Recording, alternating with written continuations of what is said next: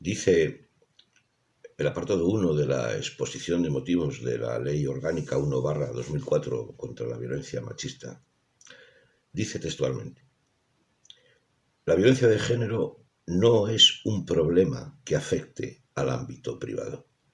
Al contrario, se manifiesta como el símbolo más brutal de la desigualdad existente en nuestra sociedad.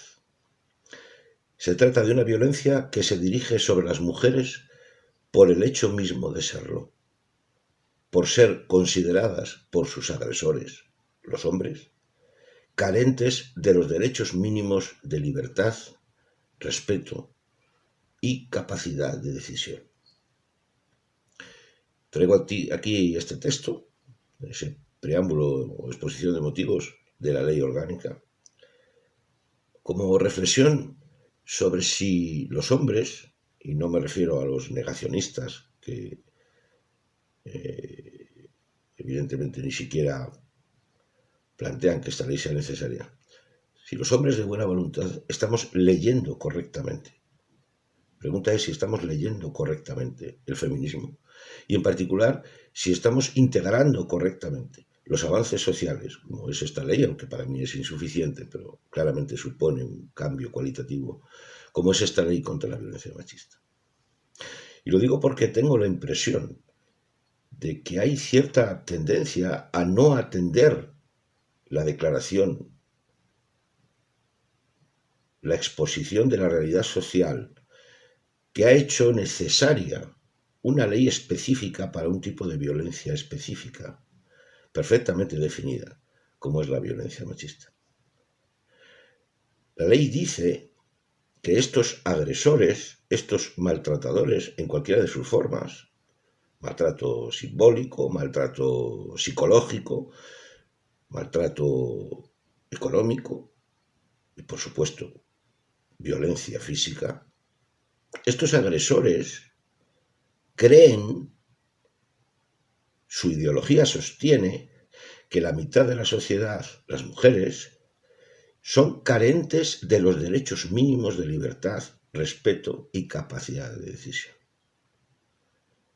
Tengo la impresión de que los hombres no leemos correctamente la violencia machista y tendemos, probablemente porque estamos vestidos con una masculinidad que tiene como elementos inherentes el machismo y la misoginia, tendemos a trasladar, a volver a la situación que la ley intenta evitar, llevarlo al terreno privado, al terreno de unas personalidades inestables, de hombres que tienen dificultades, hombres que merecen un abordaje de lo emocional, porque son hombres violentos y que hay que trabajar con ellos de una determinada manera. Cuando la ley está diciendo que son hombres, hijos sanos del patriarcado, que simplemente su ideología es supremacista, es un supremacismo masculino sobre la mitad de la sociedad y que por eso sus conductas normalizadas dentro de su ideología les llevan a cometer actos de violencia contra las mujeres.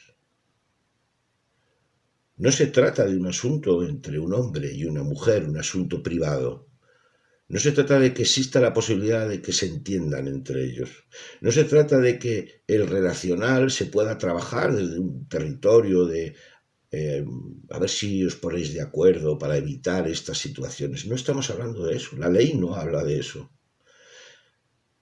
La ley y el feminismo, dirigido, interpelado a los hombres, dice que muchos de nosotros albergamos una ideología supremacista que no tiene consecuencias sobre una situación particular con una mujer en particular, sino que es una actitud, una forma de ver a la mitad de la sociedad que vamos a repetir de manera creencial con todas las mujeres que nos encontremos a nuestro paso.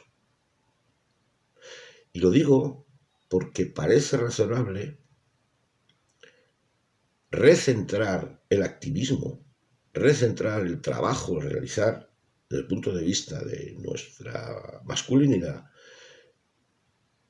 para elevar esa complejización de una masculinidad que tiene estas consecuencias, elevarla a la categoría de asunto social y político. Del mismo modo que hemos elevado a la categoría de asunto social y político otros supremacismos, donde nos posicionamos, y los hombres somos muy capaces de hacerlo, con tolerancia cero, contra los fascismos, contra los racismos, contra las homofobias. Pero ¿por qué no hacemos lo mismo con la misma contundencia de activismo político? Me refiero a los hombres, naturalmente, contra este supremacismo que yo, en mi opinión, es el padre de todos los supremacismos.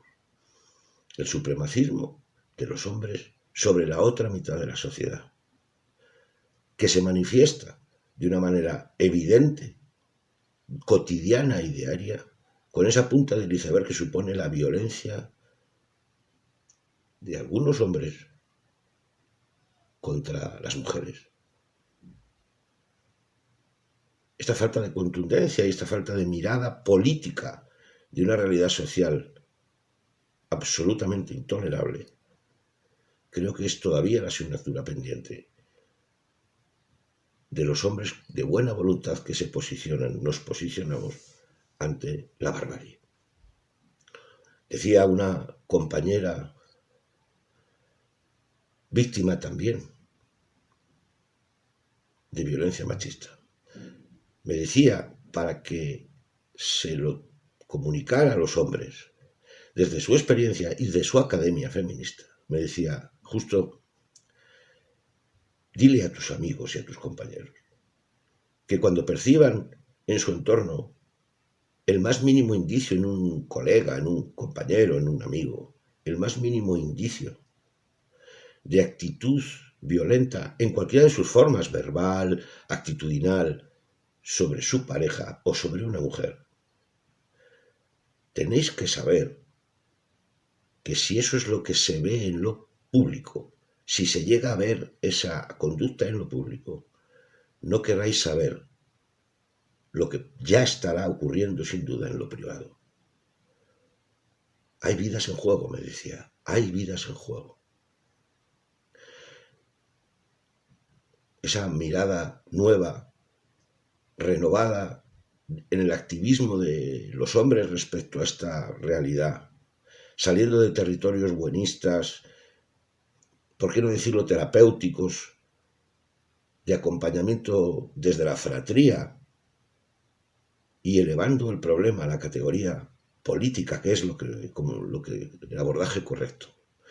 Ese activismo contundente y prioritario, creo, en mi opinión, que sigue siendo nuestra asignatura pendiente.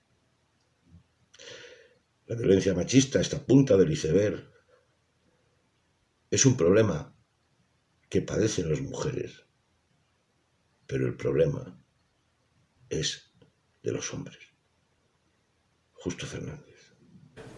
Todo realmente igual es más sencillo y menos complejo de lo que nos hacen creer a veces para no transformar las cosas.